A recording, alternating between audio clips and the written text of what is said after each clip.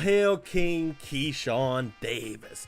He defeated Denys Berinchyk, and it was a very good performance from somebody I am highly skeptical on. Keyshawn Davis, I really think he's a good fighter. That said, I have my concerns. But Denys Berinchyk, awkward fighter, has a win over Emmanuel Navarette, and he had the title. So now Keyshawn Davis is the king. All hail the king, Keyshawn Davis. Good performance. I mean, what else can you say, guys? That performance from Keyshawn Davis is what everybody expects of him. A 4th round knockout of a world champion? Like, that is exactly what you want to see from somebody who has the credentials and has the hype behind him like Keyshawn Davis does. I loved it.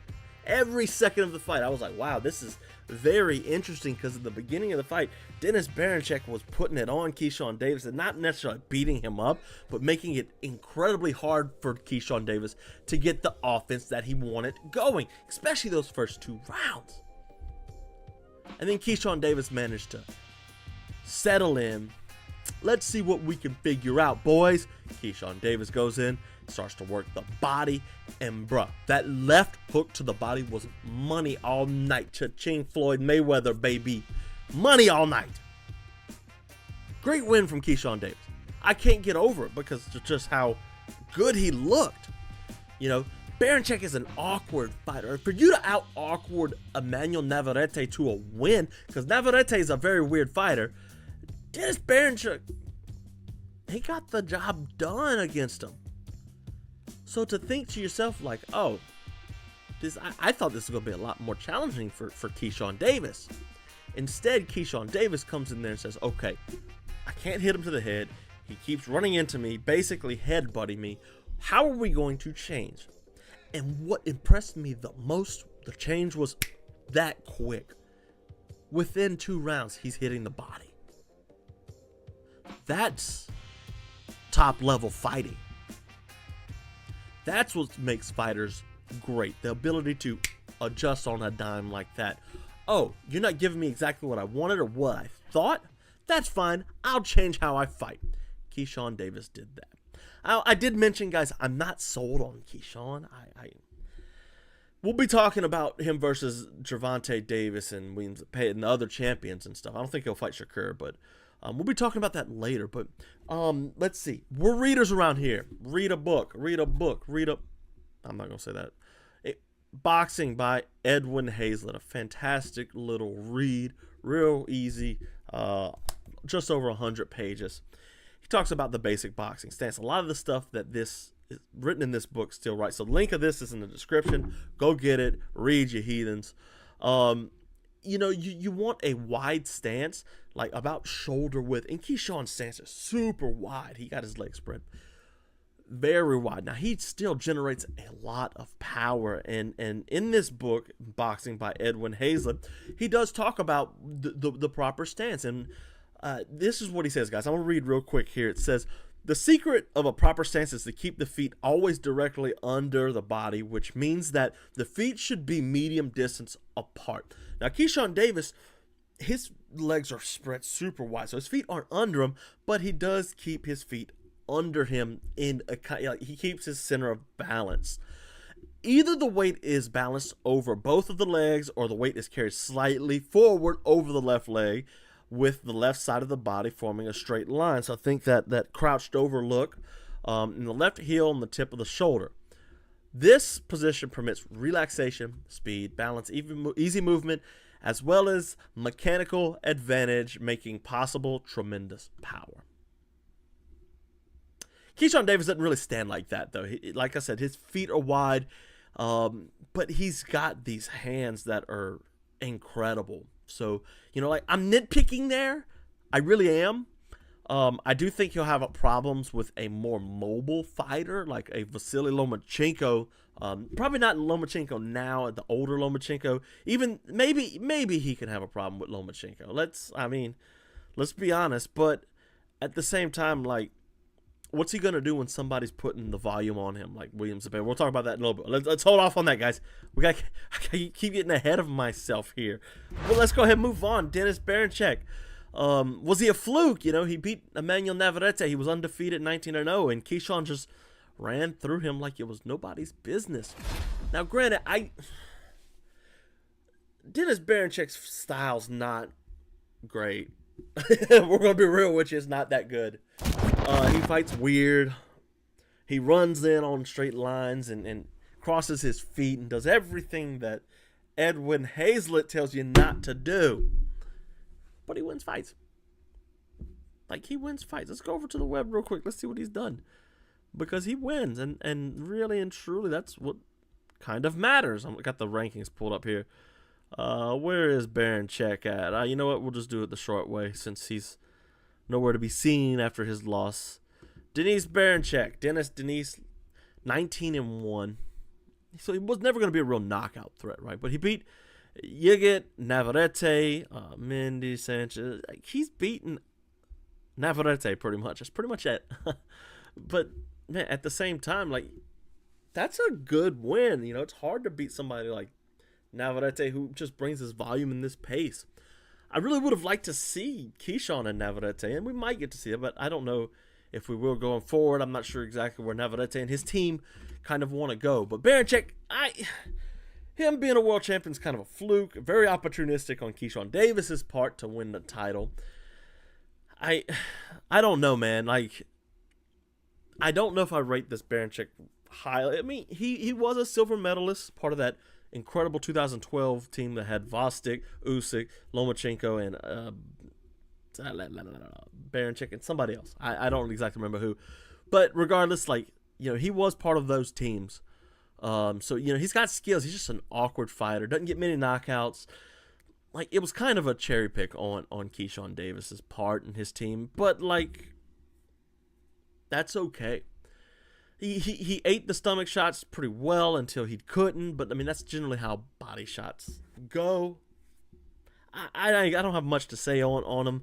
I don't know if he'll be world champion again. If it will, it'll be opportunistic. He did rise to the occasion and beat Navarette, though. So maybe Keyshawn is that good. But how does Keyshawn Davis fare against a Gervonta Davis or William Zepeda? He won't fight Shakur Stevenson. They're good friends. But, you know, you look at the rankings for this division, lightweight, which is traditionally the better of the divisions in boxing, especially as of late. Everybody's moving north to junior welterweight or super lightweight and above, you know, and it's leaving a vacancy like we saw at 130 after Lomachenko left. But, like, let's look at these rankings real quick, fellers. You really can't see that. Hold on. Let's see. Let's zoom in, move it over. Is that better? That's good enough. So you got Gervonta Davis, Shakur Stevenson, they won't fight. Vasyl Lomachenko, William Zepeda, that's a scary one. Muratalla is good. Zair's okay. Abdullah Mason's ranked 10. That's crazy. Frank Martin, he's fighting Tank like Tevin Farmer maybe. Yeah, so like this is kind of, there's Berinchyk right there down at number 22. I don't know, man. Like, I first of all, let's talk about the William Zepeda fight, because that's going to be the one we obviously get next over the Gervonta Davis fight. I don't think he fights Lomachenko because I don't think Lomachenko really wants to fight anymore. I think he's about to hang it up. So my problem is I mentioned the wide open stance for Keyshawn Davis earlier, and I was like, yeah, you know, that kind of concerns me a little bit. If you got a fighter like William Zepeda who's going to push that pace 5 rounds, or 5, listen to me, I'm in MMA mode right now, 12 rounds, just go, punching, hitting hard, punching. That wide stance is going to hurt you. You can get tripped up and fall, and that's going to make you tired.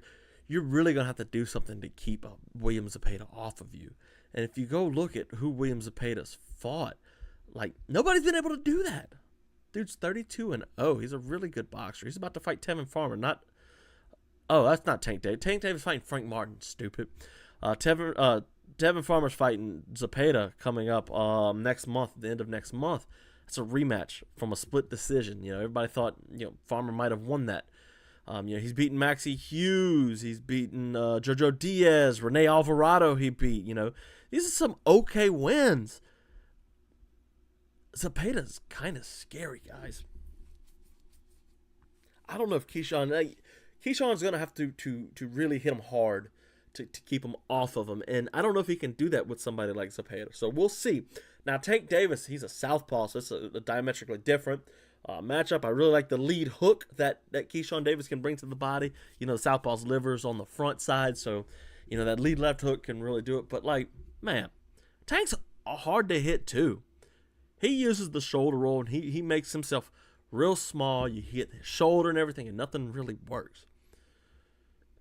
Tank would run through him. And there was a point in time I was like, Tank's not the best fighter in the division.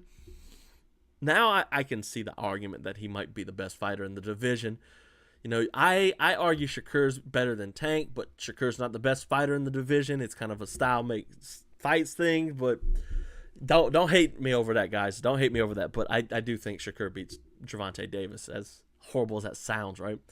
But yeah, I do believe like Gervonta's the best in the division. Now, you know, Haney, he beats Haney if Haney were to ever come back down. Teofimo Lopez, maybe, you know, Lopez always rises to the occasion, but Lopez is steady going up. So I don't know particularly if he can, you know, make that fight, if that's a fight that matters. Tank's not going to go up past 134. You know, that's way too big for him. He's a small stature guy. He's stocky, sure. You know, you can make an Isak Cruz rematch. That'd be fun. But, you know, I think Keyshawn, he's got some really good skills, but he also, you know, has a lot of improving to do. He's still young, man. He's still super young. So I think he can greatly improve. Xander Zayas, speaking of young guys, Xander Zayas managed to get him a really good win over the weekend. The co-main event to this, and I like Xander Zayas a lot. He's super young, 22 years old. He fought Slawa Spoomer, training under Roy Jones Jr. That's the legend. I was gonna say Oscar De La Hoya, which I was like, is it Oscar? No, it can't be Oscar. I don't think Oscar would fight somebody like that or train somebody like that. Oscar, never mind. But you know, this one, Xander Zayas looked really good. Went the distance. Did he go the distance? I know he went deep. Hold on. 9th round knockout. So, you know, Zayas doesn't get all the knockouts that we want, but this one was kind of one of those ones that's like, oh, okay, we can give it to you, Zayas. But really good defensive boxer, Xander Zayas is. Really good defensive boxer. He's one of those guys that I think has a bright future ahead of him. I think he's, you know, super young. So a lot of what he wants to do, he can work on it and improve. So I think, you know, once it comes to very, very good competition, Xander Zayas will start to struggle. But that said, he still has some things that he's very talented with and very, very, very good at. You know, you had some other fights on this card too. Jared Anderson bounced back from his Martin Bakole loss with a win. Let's see. Abdullah Mason got him another 4th round knockout. Really good bounce back from what he was. And then Nico Ali Walsh. I don't know if you guys knew this or not, but that's the grandson of Muhammad Ali. Yeah, he got him a win over the weekend too. Or he got a loss, I'm sorry. Got him a loss over the weekend, and it didn't serve him well. Now, I mentioned earlier attacking the body of a southpaw fighter. Ryan Garcia does that better than anybody, which is ironic because we were talking about that with Tank Davis, who's also a southpaw, and Garcia couldn't get this going against Gervonta, but Garcia attacks the body of a southpaw very well. And with the lead left to the body, he really goes after it, and he really does reap havoc. So if you want to learn how Ryan Garcia does it and how Keyshawn Davis can utilize it, click the button. Watch.